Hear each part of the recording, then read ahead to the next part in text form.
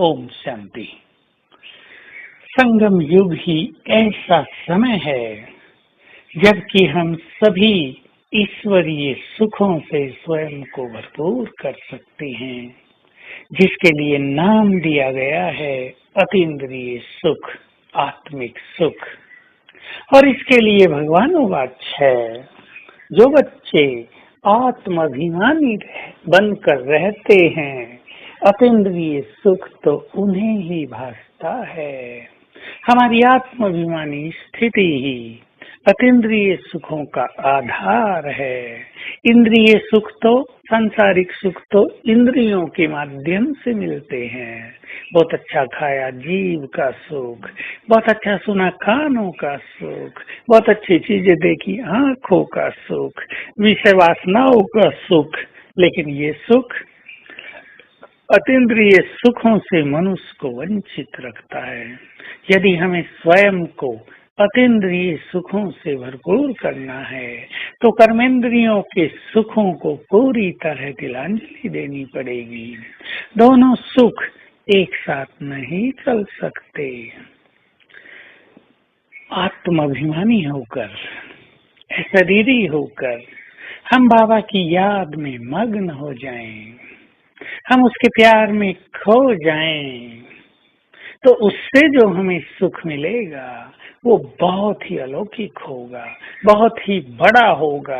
इसी अतीन्द्रिय सुख के लिए कहा गया है, ये देवताओं को भी ये प्राप्त है। और इसी के लिए बाबा ने दूसरी बात कही है कि पूरे स्वर्ग का सुख एक तरफ रख दो, लेकिन ये अतीन्द्रिय सुख दूसरी तरफ पर्दा इसका ही भारी रहेगा। और इस सुख को पाने का अधिकार केवल हमें प्राप्त हुआ है। इस सुख को पाने का मार्ग केवल हमें दिखाया गया है।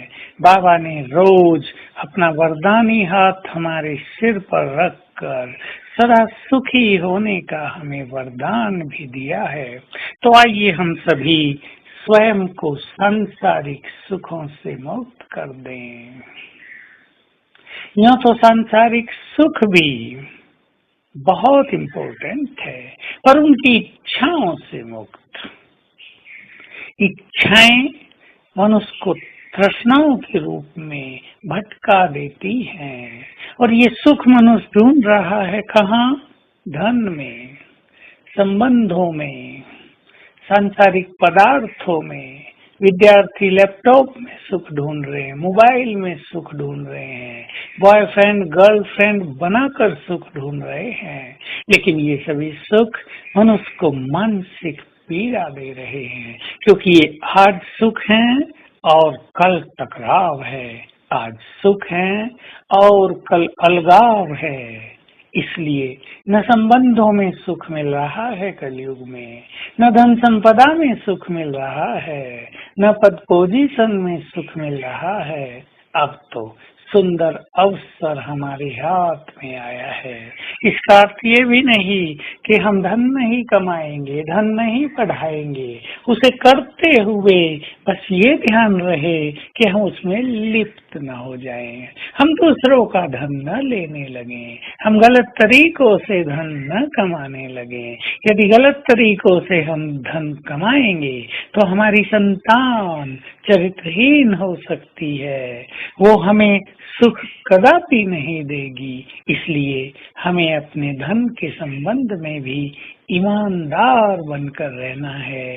जिसको जो कुछ देना है, देने की इच्छा रखनी है, तो देने वालों के भंडारे सदा ही भरपूर रहते हैं। तो आइए आज हम इस अतीन्द्रिय सुख की गहन अनुभूति में सारे दिन को व्यतीत करें।